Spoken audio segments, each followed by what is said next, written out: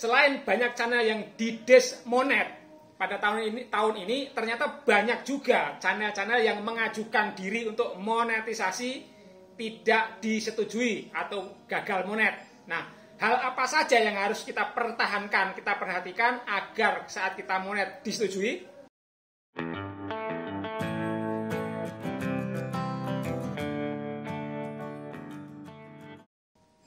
Hai, assalamualaikum warahmatullahi wabarakatuh. Jumpa lagi teman-teman dengan channel Don GTO. Nah, kalau kita perhatikan di tahun ini nih banyak sekali channel-channel yang didesmonet. Nggak peduli itu channel besar, nggak peduli itu channel kecil. Ketika dia ada pelanggaran komunitas YouTube, dia akan kena dismonet, ya, teguran komunitas YouTube. Nah, kira-kira apa saja yang harus kita perhatikan pada saat kita mau mengajukan monetisasi agar disetujui, dan apa saja yang harus kita perhatikan untuk memperbaiki channel kita yang gagal monet agar saat kita mengajukan ulang disetujui. Nah, YouTube itu sudah punya ciri khas teman-teman. Jadi yang dicek oleh YouTube itu pertama-tama yang dicek itu adalah tema utama YouTube kita.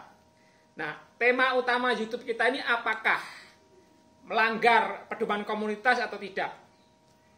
Temanya ini mengandung sara atau tidak? Temanya ini mengandung pelanggaran pedoman komunitas atau tidak? Itu yang dicek, ya. Kalau itu lolos, nah itu udah kredit besar itu, bisa dikatakan 50% oke, ya. Ya, 50% oke. Jadi setelah kita masuk syarat monet 1000 atau 4000K itu kita yang dicek oleh tim YouTube, ya, ngecek itu kan manual teman-teman, ngecek itu manual, bukan by system, ya. Kalau 1000 subscriber 4000 jam tayang itu by system. Sistem YouTube akan mengasih tahu kita by email, ya. Tapi kalau setelah kita mengajukan monetisasi, itu yang review itu tim YouTube, orang yang review, bukan mesin, ya. Jadi itu kelayakannya channel kita ini layak nggak sih dimonetisasi, gitu kan? Channel kita ini layak nggak sih dipasangin iklan? Itu penting sekali bagi YouTube, karena iklan itu adalah sumber utama YouTube, pemasukan YouTube. Maka dicek dulu nih, channel-channel ini layak nggak dipasangin iklan? Channel ini layak nggak sesuai dengan pedoman komunitas YouTube? Itu yang dicek pertama. Nah, setelah itu adalah yang dicek adalah video-video yang penontonnya banyak, jam tayangnya banyak nih, ya. Video yang jam tayangnya terbanyak, video yang subscribernya terbanyak. Nah, ini itu yang dicek teman-teman. Jadi ketika jam tayangnya banyak itu aman, ya. Kalau jam tayangnya banyak, subscribernya banyak, itu videonya aman, tidak ada pelanggaran, tidak ada sara, tidak dan video itu layak untuk dipasang iklan, itu kemungkinan besar lolos, ya, kemungkinan besar lolos. Nah, kalau bagi teman-teman yang didesmonet, untuk memperbaiki channelnya itu cek dulu. Jadi channel mana saja yang memiliki jam tayang terbanyak, video mana saja yang memiliki subscriber terbanyak, itu cek, ya. Untuk memperbaikinya itu dulu, jangan yang lain-lain, itu dulu. Video pendek, kalau kita mengajukannya tidak melalui jalur 10 juta viewer atau 10 juta tayang video pendek, nggak usah dicek, karena viewersnya juga tidak dihitung sebagai syarat monetisasi atau jam tayangnya, gitu. Itu yang dicek. Nah, jadi utamakan cek yang videonya banyak penontonnya dan videonya banyak subscribernya. Itu yang harus dicek, ya, harus perhatikan. Nah, kenapa? Karena YouTube kalau seandainya punya ada video 1, video 2, video 3, video 4, masing-masing ini durasinya beda-beda gitu. Terus ada salah satu video yang contohnya ada yang viewernya banyak, loh. Ini kok video yang lain-lainnya jam tayangnya nggak banyak, tapi yang ini kok banyak sendiri, gitu. Nah, ini dicurigai teman-teman, dicurigai oleh YouTube, ya. Jangan-jangan ini tidak real, ya, videonya tidak real. Ini jangan-jangan nonton videonya sendiri. Nah, seperti itu dicurigai, ya. Jadi kalau ada video yang hanya 1 atau 2 dari 100 video itu view-nya paling banyak, jam tontonnya paling banyak, itu biasanya akan dicek. Nah, YouTube juga tidak akan mengecek semua, karena di hari yang sama itu bisa jadi ratusan ribu atau bahkan jutaan yang mengajukan monetisasi. Makanya tim YouTube hanya mengambil yang inti-intinya saja. Ya tadi, yang jam tayangnya banyak, subscribe-nya banyak. Nah, itu yang dicek ya. Sama yang video-video yang dicurigai itu yang dicek. Nah, begitu juga ini tadi kan udah disebut nih.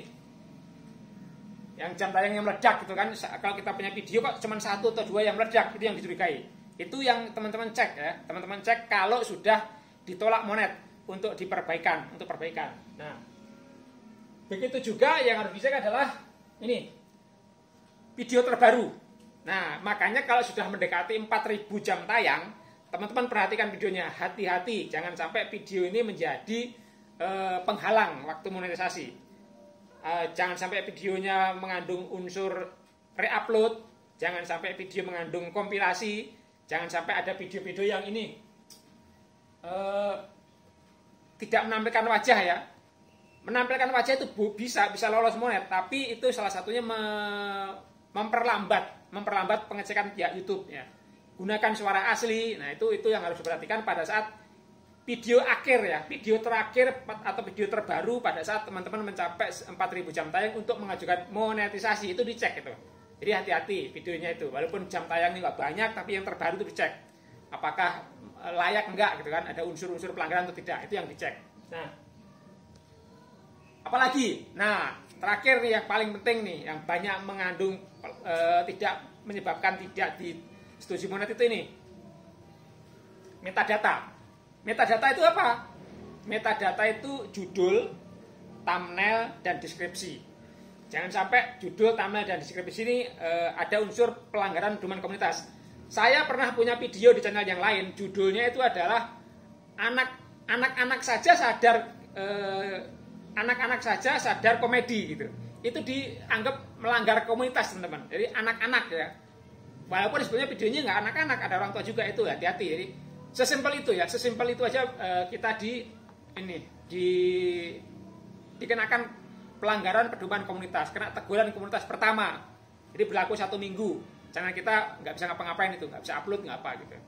Nah, itu yang harus dicek pada saat teman-teman mengajukan monetisasi. Ya, jadi judul, thumbnail, deskripsi. Thumbnail, hati-hati, jangan sampai menggunakan foto orang lain. Foto ngambil dari Google contohnya, itu hati-hati. Itu berpotensi kena klaim hak cipta. Nanti sama yang punya, itu juga menjadi penyebab nanti kadang-kadang gagalnya disetujui monetisasi. Judul harus yang original, metadatanya itu ya. Jangan sampai mengandung unsur sara atau mengandung unsur anak-anak, itu hati-hati.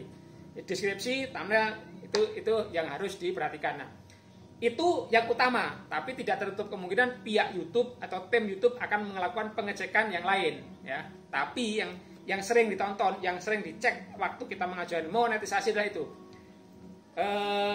Tema utama, video yang paling sering ditonton, video yang paling banyak subscribernya, video terbaru, dan metadata. Nah, itu teman-teman yang harus dicek pada saat teman-teman mau mengajukan monetisasi. Itu nanti yang menjadi penghalang pada saat kita mengajukan monetisasi. Mudah-mudahan informasi ini bermanfaat, khususnya bagi teman-teman pemula ya, bagi teman-teman pemula ini yang udah senior udah paham masalah seperti ini. Ya, silahkan bila bermanfaat tinggalkan jejaknya ya. Dan atau kalau memang mau perlu didiskusikan, ada yang belum paham ya, apa yang saya sampaikan tadi, komen. Jangan sungkan-sungkan untuk komen. Kita diskusi di kolom komentar ya, komen banyak-banyak, kita diskusi di kolom komentar ya. Silahkan. Kalau memang nggak paham atau masih perlu banyak kita diskusi, bisa diskusi di kolom komentar. Terima kasih sudah menonton video ini. Jangan lupa tinggalkan jejaknya ya. Bisa juga dengan klik tombol like, jempol, dan juga subrek ya, subrek. Sekali lagi terima kasih. Saya pamit undur diri. Assalamualaikum warahmatullahi wabarakatuh.